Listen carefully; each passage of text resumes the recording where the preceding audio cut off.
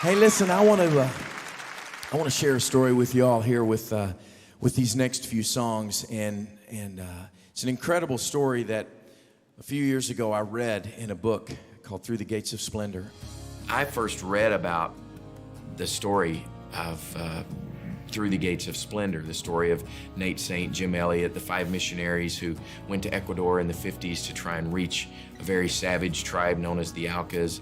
I was radically just transformed by the story, and it left its mark on my life. But I never imagined that I would get to share this story as I have on this tour with my friends, just like you, night after night. I started doing some research on the internet, and I came across a couple of articles written by Steve Saint.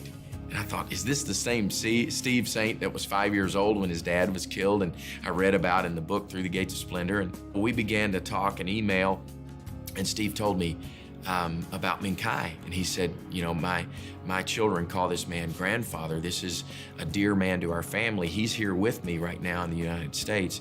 This is one of the 6 men who attacked and killed my dad, and I'd love for us to meet him, to meet you, and you to meet us.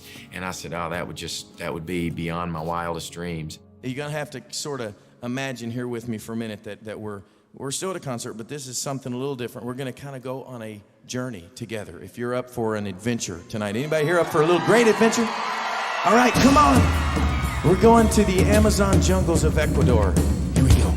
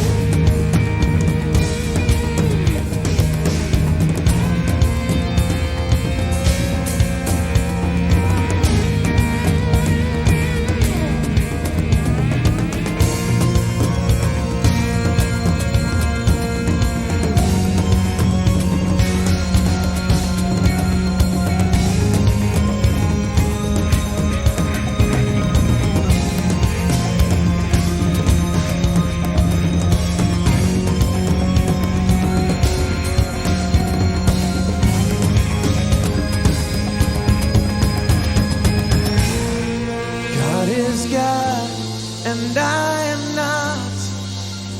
I can only see a part of the picture he's painting.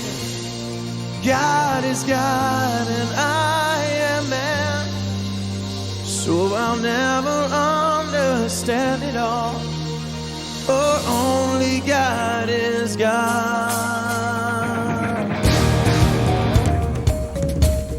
They had the highest homicide rate of any people group in history. They were reclusive, mysterious, as well as astonishingly violent. They had successfully warded off the government, the military, and progress itself, retreating deeper and deeper into the jungle with every outside contact. They lived as they had for centuries, walled in by the jungle. They were a Stone Age people alive and well in the 20th century. Neighboring tribes referred to them simply as the savages. They were the Auca.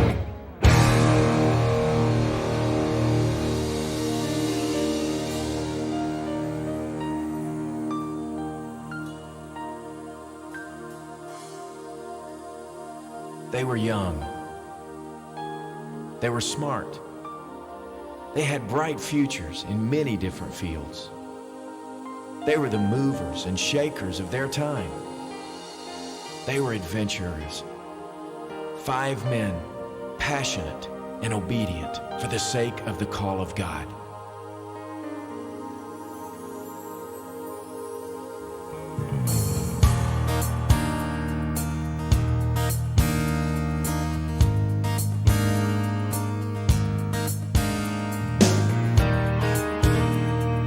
Nobody stood and applauded them, so they knew from the start this road would not lead to fame. All they really knew for sure was Jesus had called to them. He said, "Come follow me," and they came. with reckless abandon. They came and they answered, we will abandon it all for the sake of the call. No other reason at all but the sake of the call. Wholly devoted to live and to die for the sake of the call. The sake of the call. They were brave, they were spirited, they were pushing the boundaries of traditional views. They were innovators and pioneers of their time. They were adventurers, 5 women, passionate, obedient for the sake of the call of God. Wholly devoted to live and to die, not for the sake of a creed or a cause, not for a dream or a promise, simply because it is Jesus who calls. And if we believe, we'll obey and we'll answer. Will you sing it with me? Oh, we will abandon it all for the sake of the call. No other reason at all but the sake of the call. Wholly devoted to live and to die for the sake of the call. For the sake of the call. So the team of Operation Alco was born, and time was of the essence. The oil companies were weary of struggling with the indigenous peoples who stood in the way of their oil. The government was embarrassed because they couldn't control their citizens, and the tribe was in jeopardy at their own hands due to intertribal warfare. No matter who struck first, extinction seemed inevitable. So in the fall of 1955, just before the flood season began, the missionary team realized they had a window of time. They stepped through it.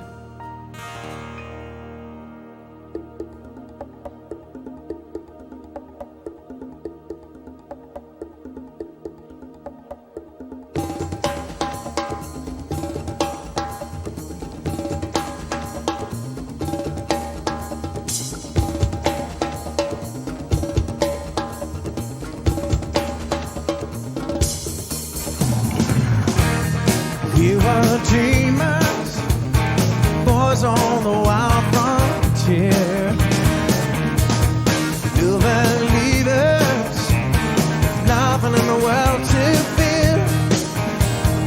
We had discovered the treasure of the love and the grace of God, and it burned like a fire in our heart, and we would throw back our heads and run with the passion through the fields of forgiveness and grace. We carry the eternal flame with an undying hope and a blazing conviction, and a truth that will never fade. We were glowing in the dark, children of the burning heart. Hey, yeah, hey, yeah. Children of the burning heart. Yeah, yeah. They knew the risk, they knew the sacrifice, but they knew that somewhere, far removed from everything else, lived a group of people in darkness, people that had never been introduced to their Creator. No one had ever brought them the good news of God's love. They had to be told before it was too late.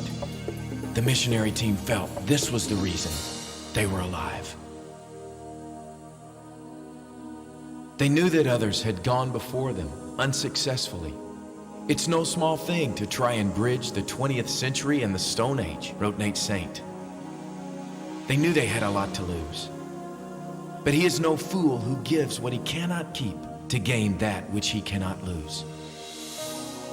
And so the day came, the moment they had fasted and prayed and hoped for.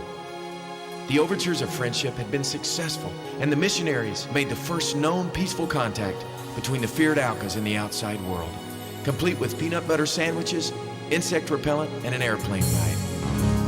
Their moment had arrived.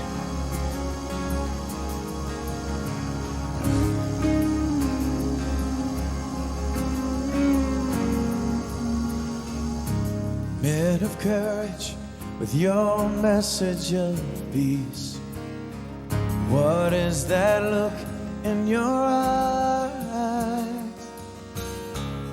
Why have you come to this faraway place? What is this story you would lay down your life to tell? What kind of love can this be? There is no greater love than this, and there is no greater gift that can ever be given but to be willing to die so another might live. And there is no greater love than this.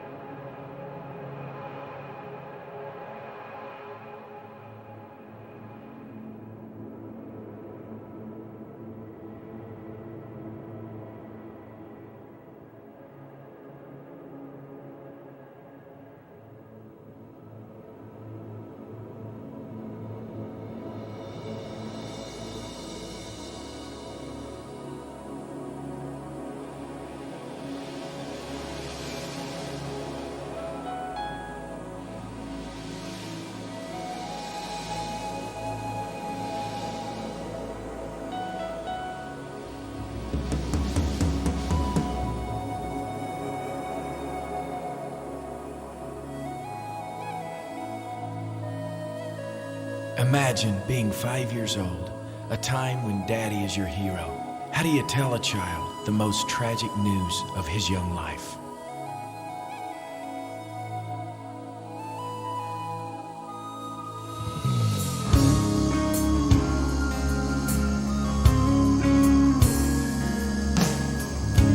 Broken hearted from all you have lost, how can you sing through your tears?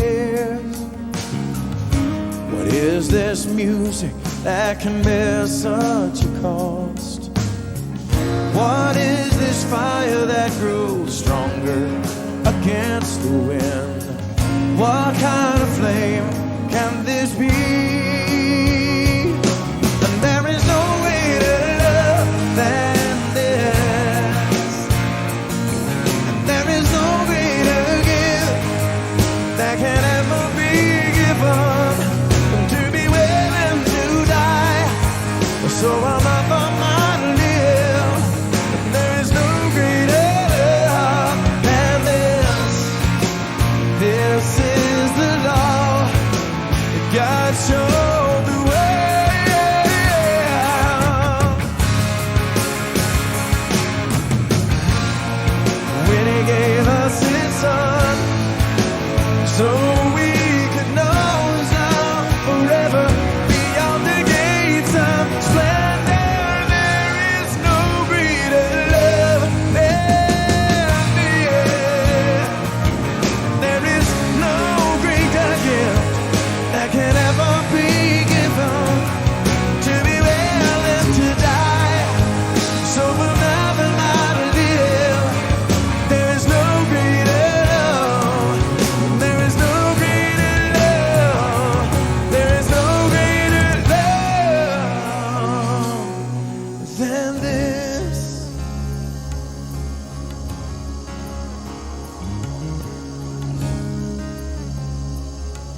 There is no greater love than this.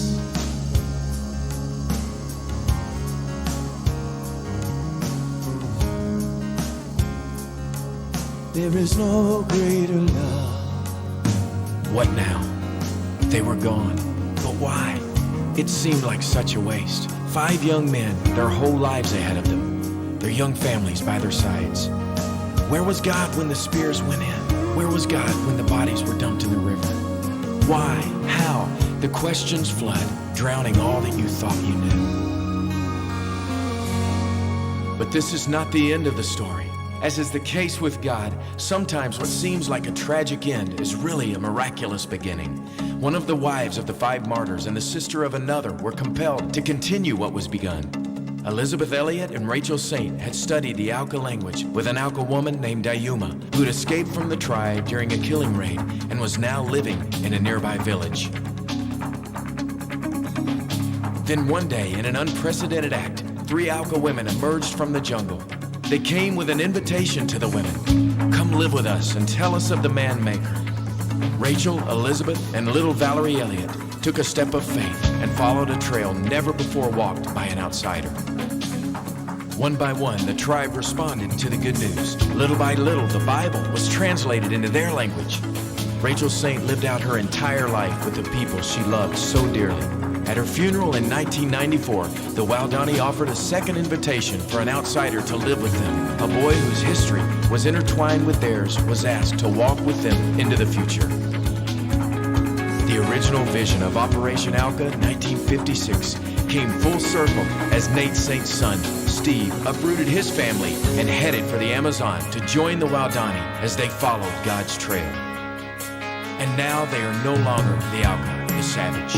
They call themselves simply the people, the Waodani. My heart is restless as I wander through this jungle. The trees above refuse to let the sunlight through.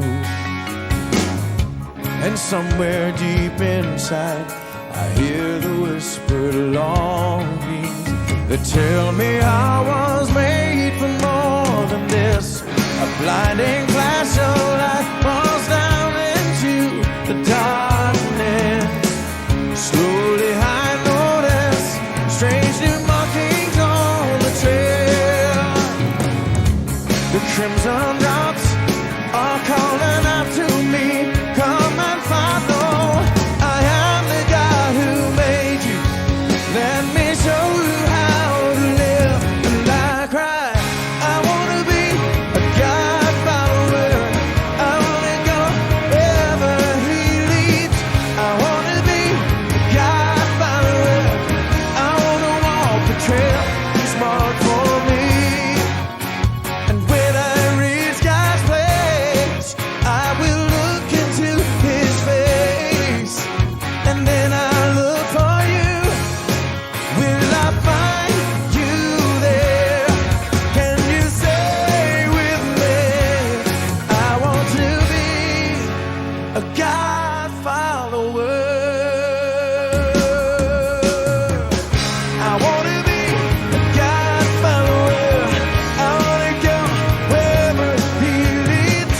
I want to be a God follower. I want to walk the trail He's marked for me. I want to be a God follower. I want to go wherever He leads. I want to be a God follower. I want to walk the trail He's marked for me. More than anything,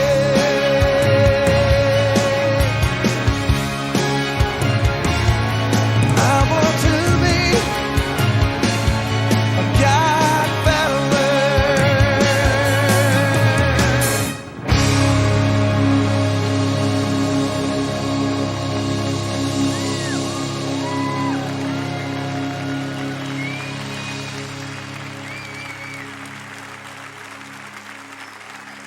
Does our God write some amazing stories, or what? What an incredible story of the power of God's Word and of God's grace, the transforming power.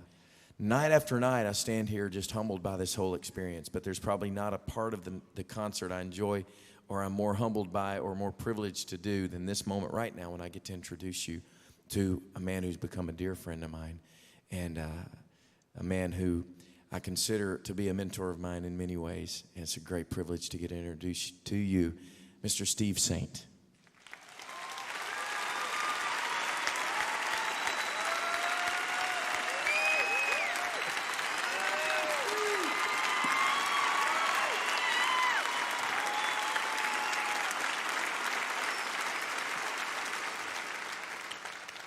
It was just over a month ago that I was watching television on the anniversary of September 11th.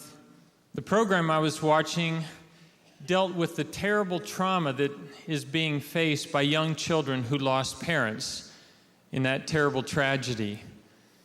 And you know, as I watched that program, I couldn't help but remember when I was a little boy, the night that my mom took me into her room to tell me that my dad had been killed and that he would never be able to come home and live with us again. And that could have been my tragedy, except that my mom was a woman of faith, and she went on to explain to me that she was sure that even this terrible thing that was happening to us was part of God's plan, and that she believed someday we would know that for sure. And since then, I've found out for myself that God never wastes a hurt if we'll let Him write His story with our lives. And today I know that both of those are true, because the very people who brutally killed my dad and Roger and Pete and Ed and Jim are like family to me. And one of those very men who speared my dad to death and then threw his body into the river to be eaten by the fish and turtles, just a couple years later, when I went in to live with the people and my Aunt Rachel, that man made it clear to me that he wanted me to be like his own son. And when he would take his boys out into the jungles to teach them to hunt with a blowgun and to spear larger animals and to get fish in the river, he taught me the same thing so that I could go on living there with him and his people.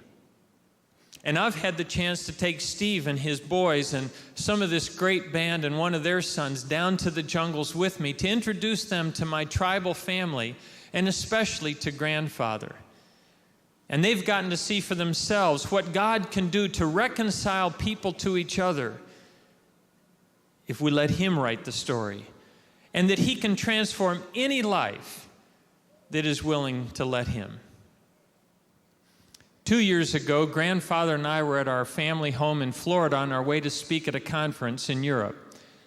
And while we were there, my 20-year-old and only daughter came home. She'd been traveling around the country and around the world with a Christian singing group for a year. It seemed like it had been forever, and we were so excited that Stephanie was coming home. So we all got together and we went down to the Orlando International Airport to welcome her, and just so that she would know and to embarrass her a little bit, we made signs, "Welcome home, Steph." And grandfather can't read. So he took his sign, had it upside down, and was jumping up and down. He wanted Stephanie to know how happy he was that she was home.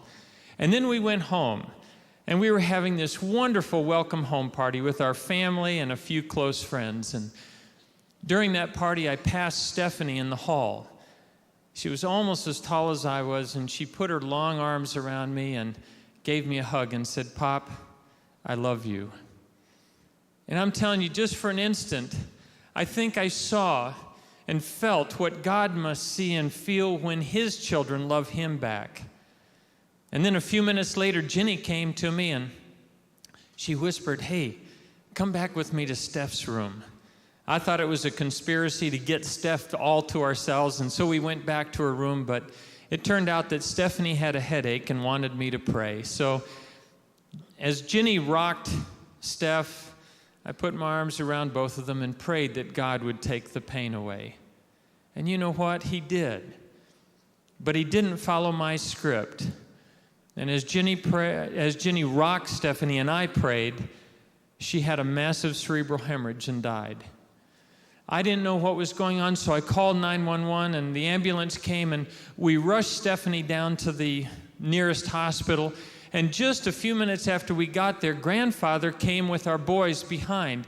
And when he came into the emergency room, he was just desperate to protect his granddaughter from these people who had rushed into our home and dragged his granddaughter away. But when I told him that these things that they were doing, putting needles in her arm and a tube down her throat, weren't meant to harm her and that they hadn't caused this problem, then he grabbed me again, only there was a different expression on his face, and he almost looked excited, and he said, "Babe, Babe," using my tribal name. "Now I see this well. Don't you realize God himself is doing this, taking stars," he called Stephanie, "to live in his place." And then he called to the staff there in the emergency room. He said, "People, being a God follower, I'm going to die soon, and I too am going to God's place. And if you'll just follow God's trail like Stephanie and I have been, then when you come there, Nemo and I will be waiting to greet you in God's place." I have to tell you, it was a hard thing for me to get my faith around what grandfather was saying. And isn't it incredible that in the hour of my greatest agony, God used the very man who had killed my father to encourage me to go on believing that he did have a plan, and that even this excruciating hurt that I was feeling would somehow not be wasted as God continued to write his story in my life. And so would you welcome one of my dearest friends in the whole world and your brother in Christ, Meme, Grandfather Minkai.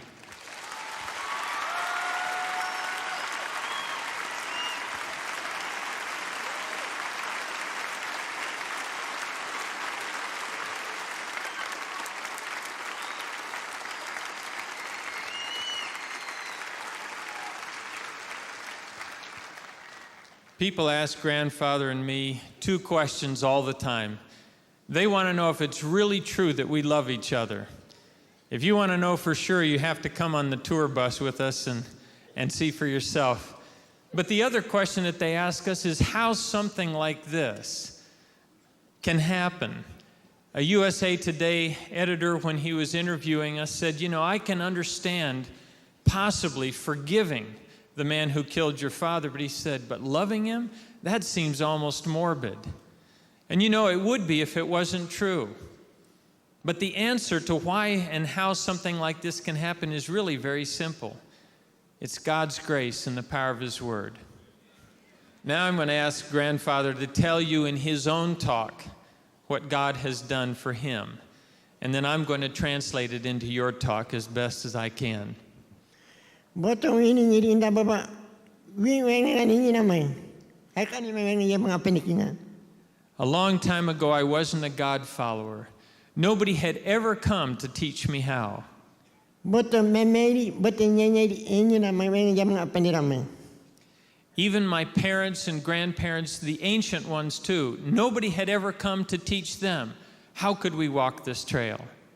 Ini namai cinta bani, kina ini namai cinta bani. We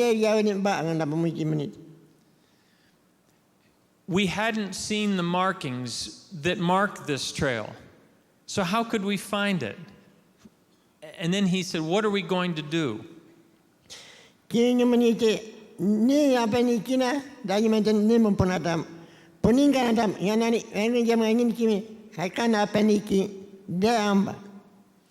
And then one day, two women came to live with us. One was Dayuma, who had fled from killings in the tribe.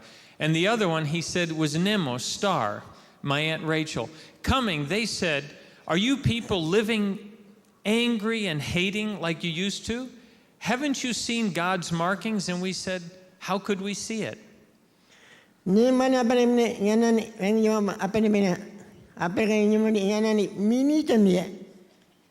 then they said to us, "People, if you keep walking your own trail, when you come to the end, what's going to happen to you? Where will you be?"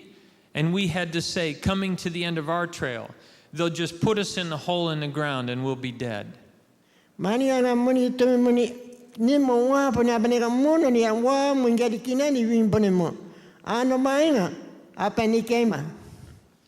Grandfather said, and then something that I didn't expect happened. I had been listening to this talk, and I knew it was a good talk.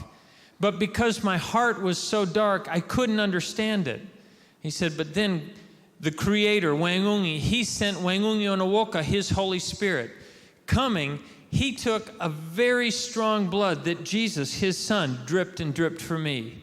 And with that strong blood, He did what you foreigners do with soap. When your clothes are dirty and they have stains on them and you have to wash them, Wangungi Onawoka took Itota's blood, and with that very strong blood, He washed my heart until it was clean like the sky when it has no clouds in it. Mengung yang ba, boti mo puni mini mo, wa puni pangkai mini manga, puni nama mini mo, da ponama idani, anga di pangi mini mo da amba. If you go and speak God's carvings, there will be some people who will say, "Bah, I don't want to walk this trail." Well, you just keep walking, but you keep inviting others, because others are going to say yes, and they're going to come walking this trail with you. Nano otu tangai mai, botong kabo ba. Kinanto otu ta tiri kakai. Ameno mimina ameno arkangi ma apane dai nanangai mai, botong mini apane baba. Botong giri nai bekan mai ko ke bingade. Tame mo mai ke bingade apane baba. Grandfather says, I can't stay here in your place for very much longer. I have to go back to my place with all the trees and speak to my own people there. And maybe I'm not going to see you again, but if you're a God follower and here tonight, when we go to heaven, he said, then I'm going to be talking to you myself. I think he means without Baba interpreting for him.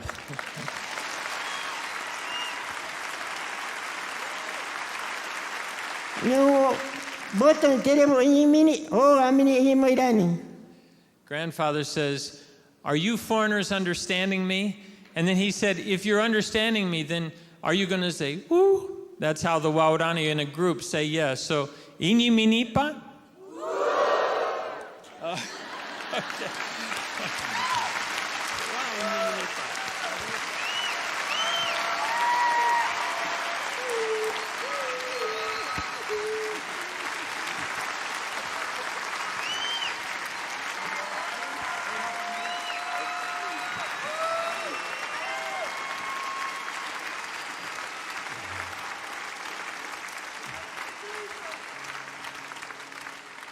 I want to ask Minkai to do one more thing before he and Steve leave stage. And this has been such a special thing for us to get to do night after night, to share with you, I believe, the closest thing to the music of heaven I can imagine, as Minkai sings in his language of our Redeemer's faithfulness, and I'll sing in our language of our Redeemer's faithfulness to us.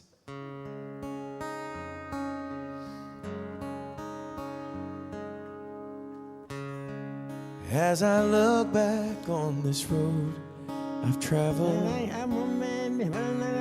I see so many times He's carried me through. And if there's one thing that I've learned in my life, my Redeemer is faithful and true. My Redeemer is faithful and true. Everything He has said He will do. And every morning His mercies are new.